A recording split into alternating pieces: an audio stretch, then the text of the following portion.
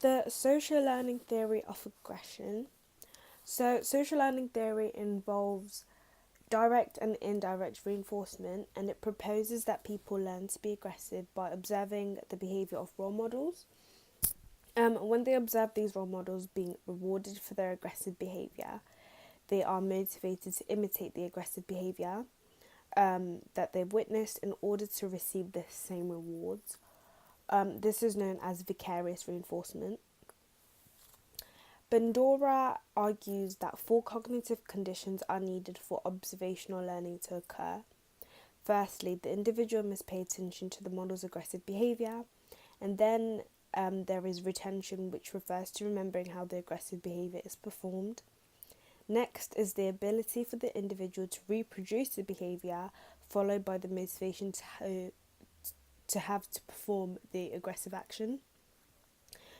Self-efficacy or self-efficacy is whether a person is confident that their aggressive behavior will have a successful outcome. This will help to develop and grow on into the future as they can learn aggressive behavior can bring rewards. A3, evaluation. Supportive evidence for the social learning theory to explain aggression comes from Bandura's Bobo doll experiment. So young children were observed, they observed an adult model playing with toys, including an inflatable Bobo doll toy.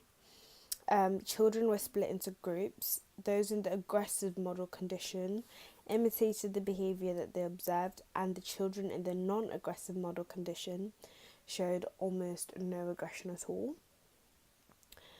This suggests that aggression is learned through imitation and vicarious reinforcement, thus increasing the validity and the support for social learning theory as an explanation for aggression. However, a methodological weakness of this research is that it lacks mundane realism. The Bobo doll is meant to be here, and also the research setting may have had an impact on the children by making them feel like they should imitate the adults. It's possible that the children wouldn't have responded in the same way if the research had been conducted in a natural setting, such as their home or playground, and this reduces the internal validity of the research. Real life application. So a strength of this theory is the real life application, which is that it can help to understand how important pro-social models are for children in the media. Researchers that argue that media portrayals of aggressive behaviour can be powerful influences on a child's acquisition of aggressive behaviour.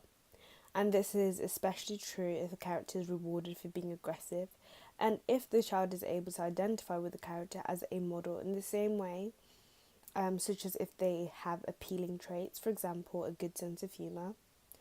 Under these conditions, vicarious reinforcement experienced by children observing violent behaviour by media characters may just be as influential and encouraging imitation as it is in real life. The implications of this is that it could be television channels could put up a warning before they put up a show, and this increases the appropriateness and the support of the social learning theory as an explanation of aggression. Environmental reductionism, this is a weakness. So criticism of the social learning explanation of aggression is that it is environmentally reductionist. It ignores other factors in the role of aggression. For example, in some cultures such as the Kalahari Kung San tribe, direct reinforcement of children's aggression is unlikely because social norms don't encourage it to discipline their children. This means that there are no models for children to observe aggressive behaviours, and this suggests that aggressive behaviour may be innate and have roots in genetics because they still manage to show aggression. This reduces the appropriateness of the social learning theory as it is not a complete explanation of aggression.